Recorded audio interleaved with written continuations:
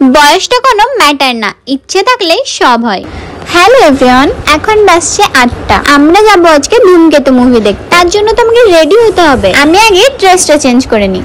Dress change করে নিলাম। আমি ব্ল্যাক কালার ড্রেসটা পরলাম। এবার শুধু মেকআপ করা বাকি। ওয়েট করো 5 মিনিটস। অন্যদিন আমার একটু টাইম লাগে মেকআপ করতে, হাতে একদমই টাইম নেই, তার জন্য আজকে তাড়াতাড়ি করেছি। শুধু এবার চুলটা বেঁধে জাস্ট বেরিয়ে যাব। মা, পাপা, আমি, রায়হান, বুনু আমরা সবাই মিলে বেরিয়ে পড়লাম। আমরা মোহনে এসে তাড়াতাড়ি করে লিফটে উঠছি। আমাদের মুভি টাইম হচ্ছে 15টা আর এখন বেজে গেছে অলরেডি 9টা। তো বুঝতেই পারছো আমরা 15 মিনিট লেট। আর এসে দেখছি মুভিটা সত্যি শুরু হয়ে গেছে, কিন্তু এখন তো আর কিছু করার নেই, তাই মুভিটাই দেখতে লাগলাম। গানে গানে যদি আমার মনের কথা তোমার মনের কাছে পৌঁছে যায়। এখন হয়ে গেছে হাফ টাইম, তাই আমরা বেরালাম। কিছু স্ন্যাক্স, কোল্ড ড্রিঙ্কস অর্ডার দিয়ে আবার চলে আসলাম মুভি থিয়েটারে। এবার চলে এসেছে আমাদের খাবার। আজকে আমরা নিয়েছি ফ্রেঞ্চ ফ্রাই, কোল্ড ড্রিঙ্কস আর পপকর্ন।